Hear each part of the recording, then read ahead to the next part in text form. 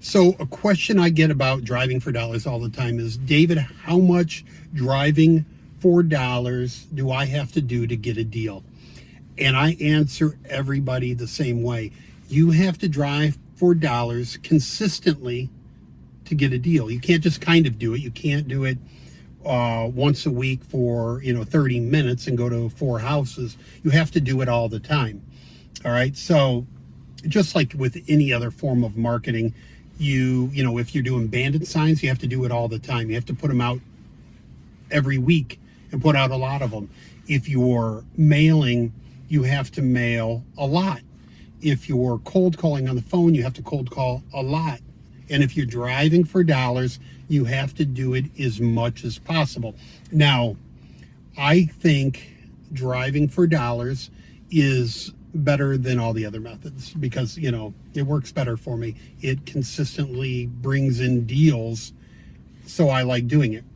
So to prove my point, because you always hear from me and I want to show, somebody else talking about driving for dollars, Elise over at DealMachine interviewed one of the DealMachine clients, done 10 deals in 3 months, and he's repeating the message that I give to everybody all the time. You've got to get out.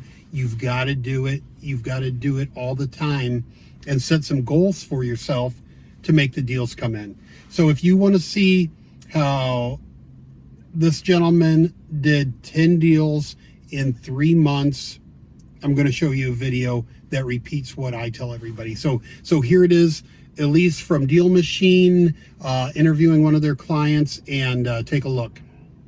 So tell me your name and where you're from.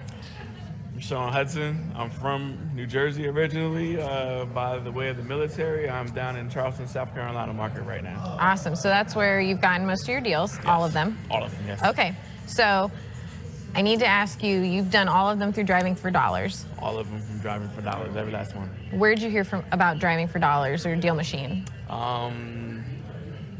Actually, We Live 2018. I was just about to say, it's usually Max Maxwell.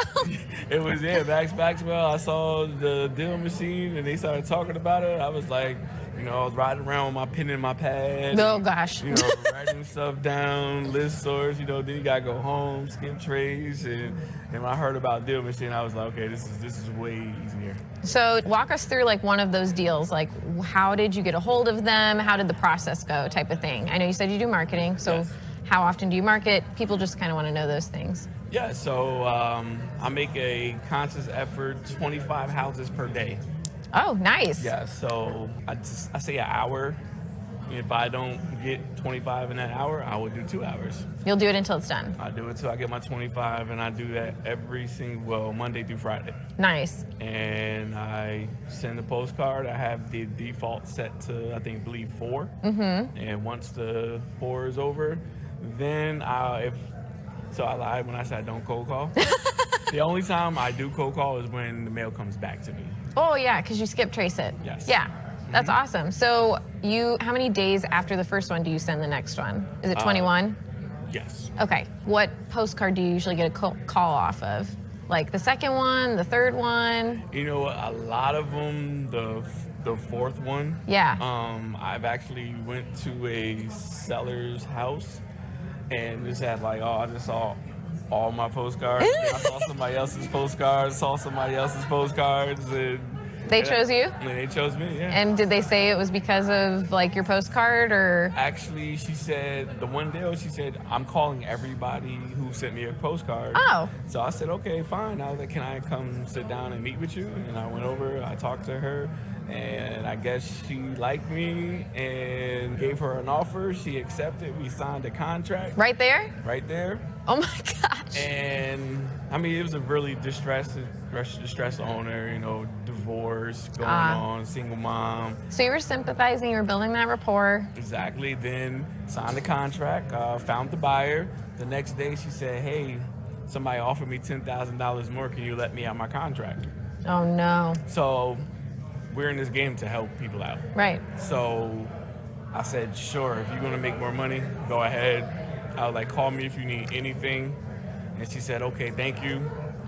About 2 days later, she calls me back and says, hey, does your offer still stand? And I said, yes, it does. And she said, okay. As a matter of fact, we close on that one this Tuesday coming up. So what happened? Like, what changed in 2 days? I guess whoever offered her that money really didn't know what they were doing. Oh, very cool. So what was your assignment fee on that? My assignment fee on that, so I'm going to tell you a quick...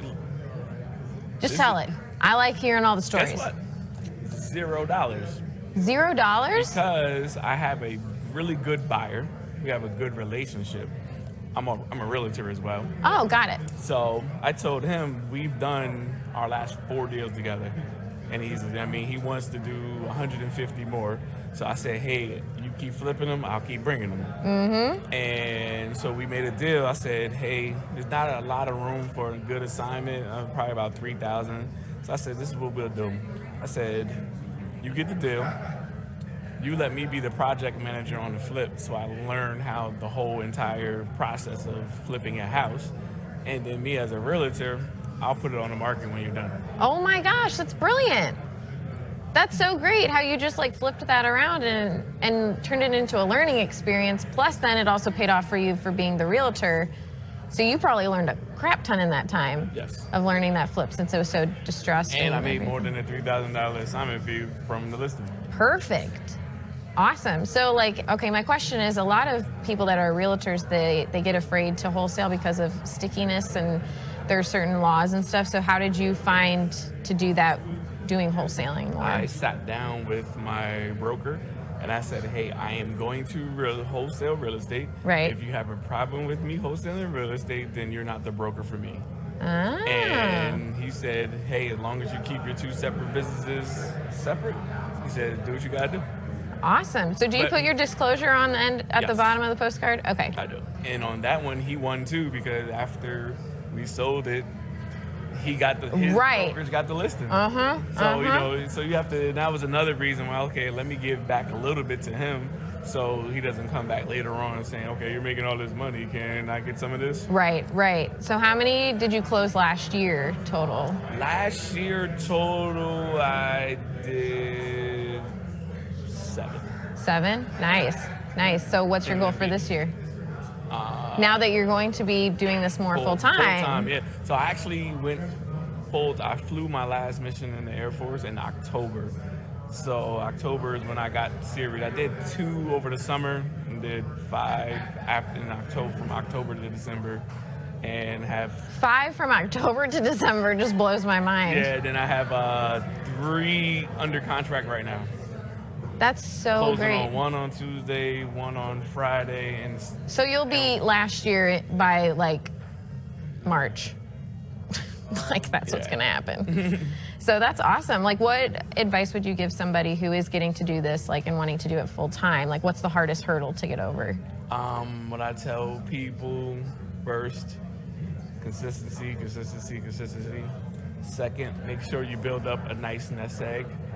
So a lot of people I know to say, hey, I'm gonna quit my job after they get their first deal. Like, no, if you have a 9 to 5, stay doing your 9 to 5. You can go work your 9 to 5, but then come home and work on yourself from 6 to 10. Mm-hmm. And that's why I tell people. Then once you have, I tell people 6 to 8 months of savings.